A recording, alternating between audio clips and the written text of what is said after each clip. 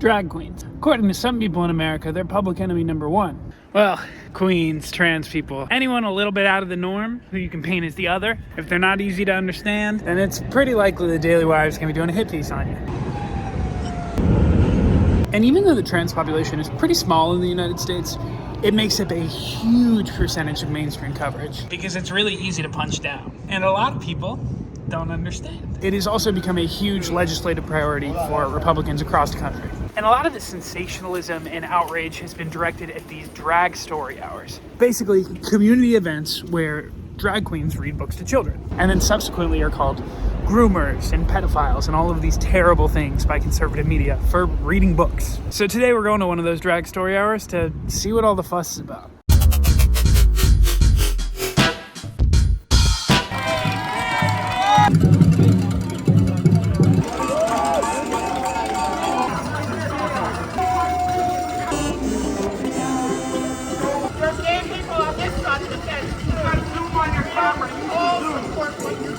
Best way I could describe what's happening right now is there are probably 70 to 100 people here supporting the Drag Story Hour and maybe 10 in opposition who are protesting. One of the supporters picked up a rock and the cops swarmed him. Didn't throw it, didn't do anything with it, but immediately they just pulled him aside. I don't know if they're about to arrest him. Fuck you, 1, 2, fucking pigs! Fuck you! All cops are bastards! All cops are bastards! All cops are bastards! They are arresting him, can confirm.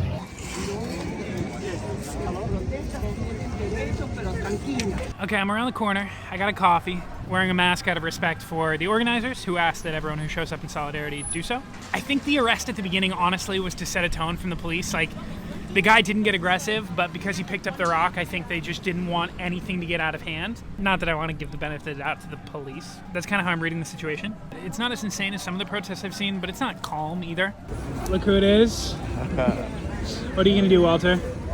I'm going to join this protest. Someone dressing in costume and reading a story to children about how you should be nice to people is just an outrage. I will not let that stand. That bullshit.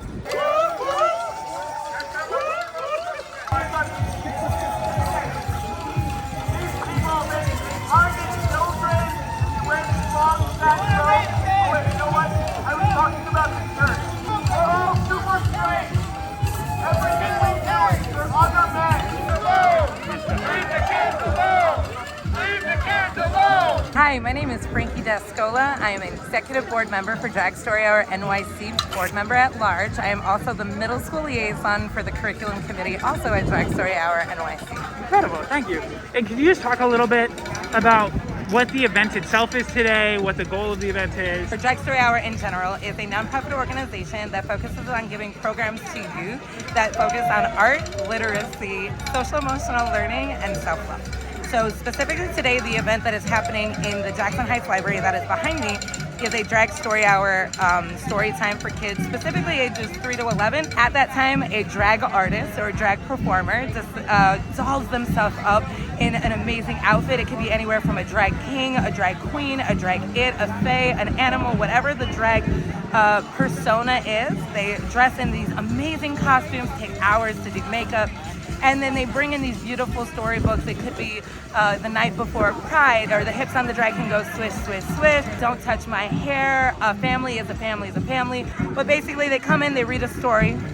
They ask the kids what they feel about it, how they're doing, if there's anything in their life that they can connect to. They color, they read some more stories. Sometimes there's movement and dance. And then they just get to pose for photo ops. They get a bunch of stickers, and they get to ask questions, whether it's directly to the drag queen about the book itself. And they basically get to just have a fun time reading books and coloring. I wish those who dissent would be more neighborly, would be more invested in having a genuine conversation, because I think as a teacher and educator and just a human, I would want them to ask more questions, right? Yeah. Like, there's a number of people on the other side that couldn't tell you what we do, right? I was able to rattle off, they come in drag, they read storybooks.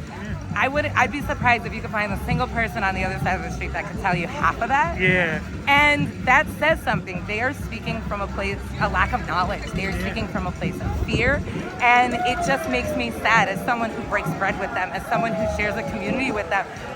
We're here to celebrate art and literacy and joy. We're here to engage kids in reading, and they're mad at that. They're mad at that because we're different. When about 2% of any school population struggles with issues around queerness, has questions, why will we not be educating our students on correct terms, on correct terminology, on safe places to get resources? Yeah. Why would we not do that?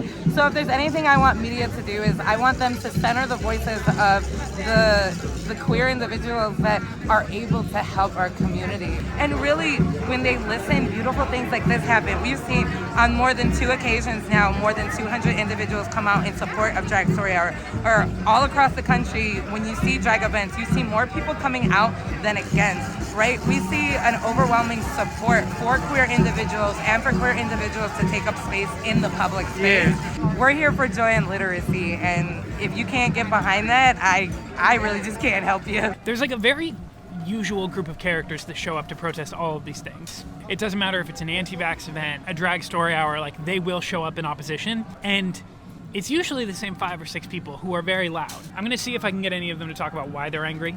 We'll see how that goes. See that black guy right there? He hangs out with someone who punched a trans woman, talking about he has the audacity to show his ass over here.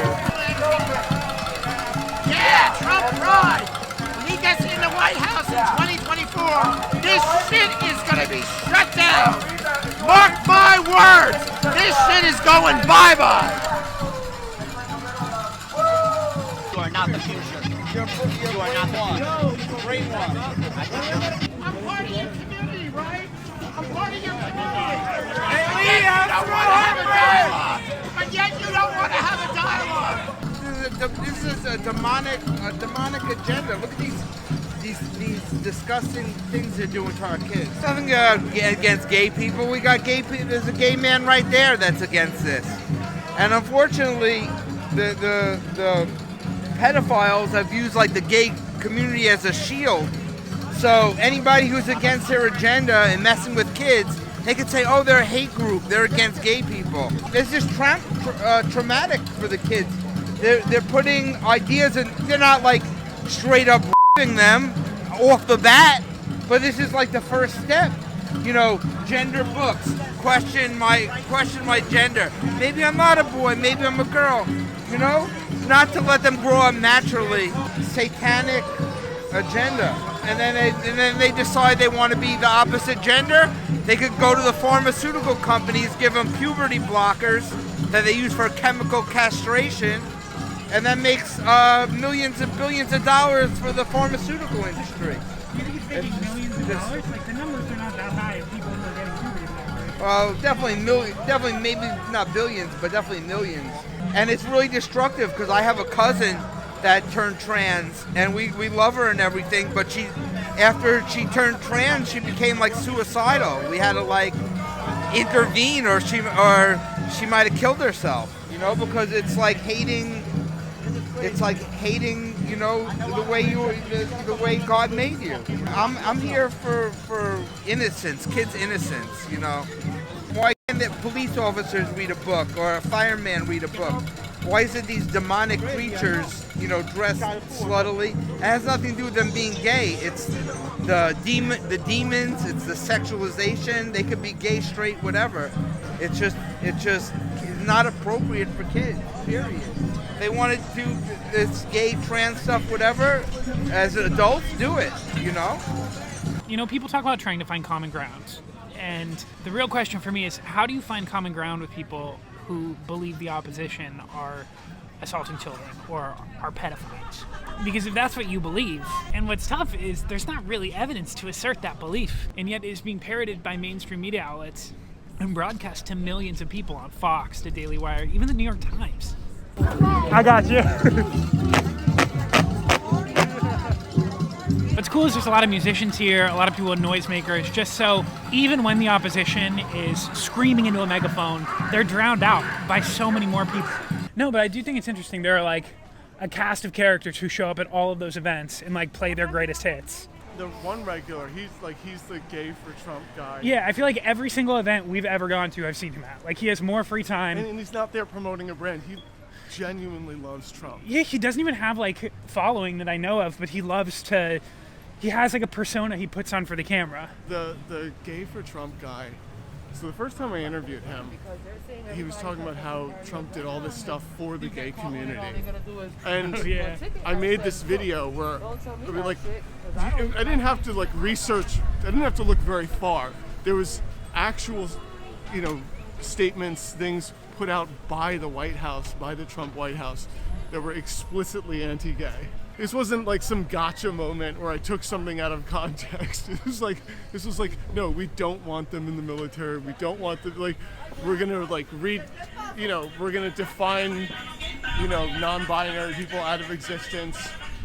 But I do think it's interesting even too, like you see Fox or Daily Wire or whatever will do like 15 minutes of coverage on this in a night. When people actually show up for Drag Story Hour, it's like 200 plus people in support and like maybe 10 generously people in opposition who are For New York, yeah. The rest are, you know, silently trying to run for school boards so that they can remove pride flags and strike, you know, anything with regards to LGBTQ from any curriculum. I just put out this video where I was at a school board and they were there protesting gender ideology being taught, and gender ideology wasn't being taught. Yeah. There was nothing in the curriculum.